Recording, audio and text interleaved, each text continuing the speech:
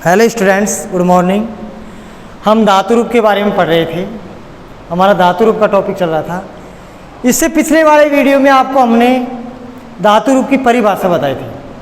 क्रिया के मूल रूप को धातु कहते हैं। क्रिया का निर्माण जिससे किया जाता है, क्रिया के मूल रूप को संस्कृत में धातु कहा जाता है। जैसे पठ, पढ़ना, लिख, लिखना, बहुत सारे धातु होते हैं। संस्कृत भाषा में अनेक प्रकार की धातु है, 2000 से भी ज़्यादा धातु होती है। और 3 प्रकार की धातु आपको बताई थी, परस्मैपदी प्रकार की, आत्मनेपदी और उभयपदी। लेकिन हमारे सिलेबस में परस्मैपदी प्रकार की धातु निर्धारित है और परस्मैपदी धातु के बारे में अपन पढ़ रहे थे, जिसमें आपको लकार के बारे में बताया गया था कि हमारी ये धातुएँ थी, इन धातुओं को 5 लकारों में विभाजित किया गया था। अब लकार के बारे में आपको बताया गया था विभिन्न काल या अवस्थाओं का जिससे पता लगाया जा सके उसे लकार कहते हैं। संस्कृत भाषा में लकार 10 प्रकार के होते हैं, लेकिन हमारे पाठ्यक्रम के अनुसार 5 प्रकार के लकार निर्धारित हैं। और वो 5 प्रकार के लकार आपको बताए थे।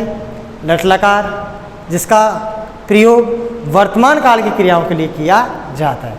दूसरा बताया था आपको लोट लकार, आज्ञार्थक काल के लिए। तीसरा बताया था विधि लकार, चाहिए के अर्थ में। चौथा बताया था आपको लग लकार, भूतकाल की क्रियाओं के लिए।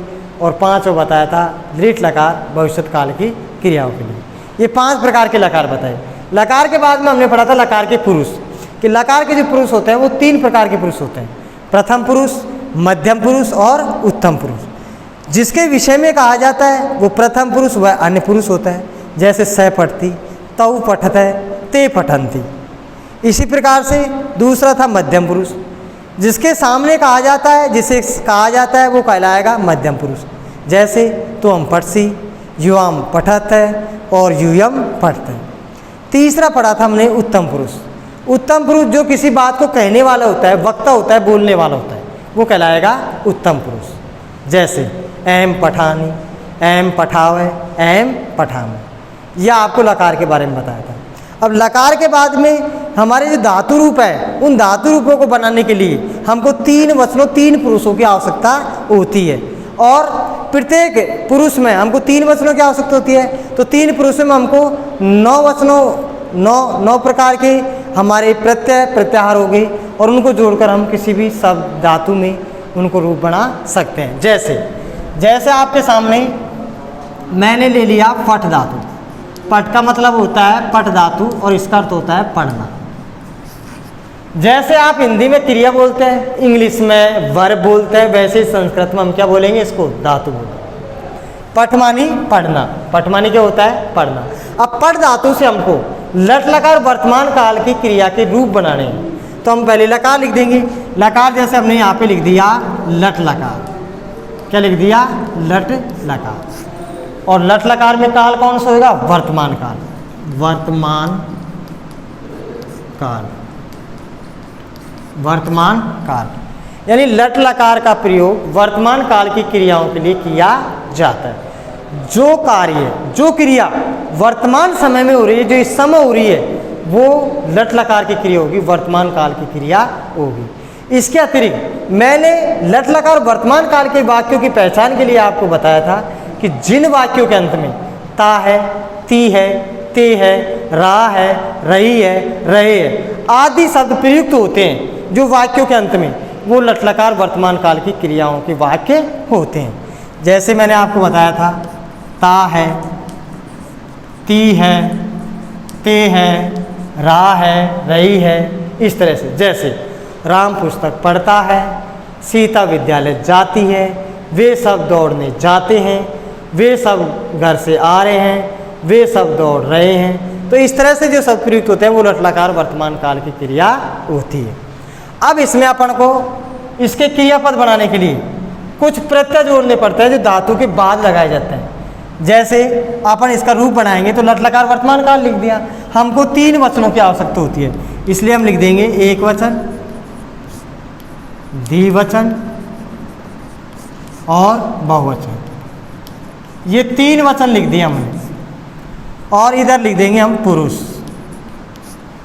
प्रथम पुरुष, प्रथम पुरुष, जिसको अन्य पुरुष के नाम से भी जाना जाता है। दूसरा है मध्यम पुरुष और तीसरा है उत्तम पुरुष। प्रथम पुरुष, मध्यम पुरुष, उत्तम पुरुष। जैसे प्रथम पुरुष एक वचन का लट लकार वर्तमान काल की क्रिया के धातु के साथ में जो हम प्रत्यय जोड़ेंगे वो होगा ति, तय, अंति। लेकिन कहीं कहीं पर अति, अत, अंति भी लिखा मिलता है हमको, लेकिन दोनों प्रकार के ही सही है। जैसे ति, तय, अंति, सी, थ, थ, आमी, आवे और आम। ये हमने प्रत्यय जोड़ दिए। अब धातु के बाद में इनको जोड़ेंगे तो हमारा क्रियापद बनकर तैयार हो जाएगा। कहीं कहीं पर आपको अति, अत, अंति, जैसे अंति तो इसमें दे ही रखा है, लेकिन जैसे अति, अति, ऐसा क्यों? क्योंकि पट धातु है और पट धातु में ठ जो है इसमें ए का क्या हो रहा है? लोप हो रहा है। ए इसमें छिपा हुआ है, हमको सुनाई देने में ए की ध्वनि आ रही है, इसलिए इसमें ए का लोप हो रहा है। जब हम क्रियापद बनाएंगे इसका तो हमारा क्रियापद क्या बन जाएगा?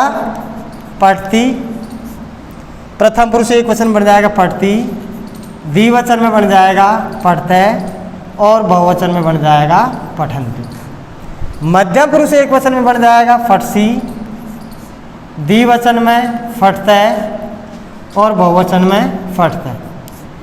उत्तम पुरुष एक वचन, उत्तम पुरुष एक वचन में हो जाएगा पठामी, द्विवचन में हो जाएगा पठावे और बहुवचन में हो जाएगा पठाव।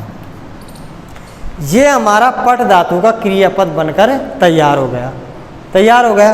अब इसका जब हम हिंदी अर्थ करेंगे, जैसे जैसे पढ़ती है तो पढ़ती क्रिया जो है प्रथम पुरुष एक वचन की है, तो हम कर्ता भी इसके साथ में प्रथम पुरुष एक वचन का लगाएंगे स, तो स पढ़ती। जैसे वह पढ़ता है, वह पढ़ता है यानी एक पढ़ता है, पढ़ता है दो पढ़ते हैं यानी तो पढ़ता है, तो पढ़ता है, तो पढ़ता है, वे दोनों पढ़ते हैं। इसी तरह पठंती, ते पठंती, ते पठंती, वे सब पढ़ते हैं। ये कर्ता हो गया हमारा प्रथम पुरुष एक वचन का स, ये द्विवचन का कर्ता हो गया तऊ, और ये हो गया ते बहुवचन का कर्ता। स पढ़ती, वह पढ़ता है यानी कि एक व्यक्ति पढ़ता है, तो पढ़ता है यानी दो व्यक्ति पढ़ते हैं, और ते पठंती यानी बहुत सारे पढ़ते हैं। यह आपका प्रथम पुरुष एक वचन, द्विवचन, बहुवचन हो गया। अब दूसरा आता है हमारा मध्यम पुरुष। जैसे ये तो हो गया आपका प्रथम पुरुष, प्रथम पुरुष, ये हो गया मध्यम पुरुष और ये हो गया आपका उत्तम पुरुष। अब पटसी मध्यम पुरुष एक वचन है, तो इसमें हमारा जब क्रियापद जोड़ देंगे इसके साथ में, कर्ता के साथ में, तो ये हो जाएगा हमारा त्वम पटसी। क्या हो जाएगा? त्वम पटसी।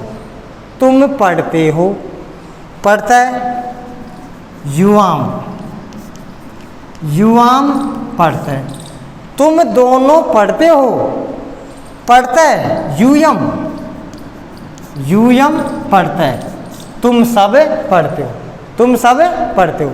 इसी प्रकार से उत्तम पुरुष एक वचन का जब कर्ता लगाएंगे इसके साथ, पठामी के साथ, तो क्या आ जाएगा? अहम। क्या आ जाएगा?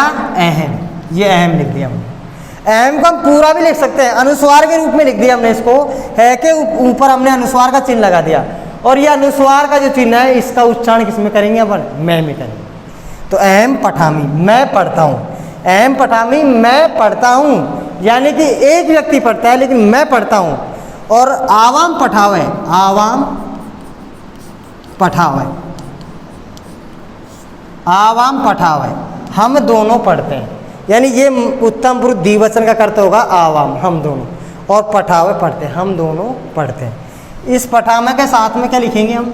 वयम, वयम पठामे, वयम पठामे, हम सब पढ़ते हैं, हम सब पढ़ते हैं। तो ये हमारा उत्तम पुरुष एक वचन, द्विवचन, बहुवचन, कर्ता हो गए क्रियापद, यानी हमने धातु रूप के साथ में प्रत्यय जोड़कर हमने क्रियापद बना लिए। धातु से क्या बना लिए? क्रियापद, और ये हमारे आपके सामने कर्ता हो गए। तो इस प्रकार से लट्लकार वर्तमान काल की क्रियापद बनाने के लिए हमको इन कर्ताओं की भी आवश्यकता होती है।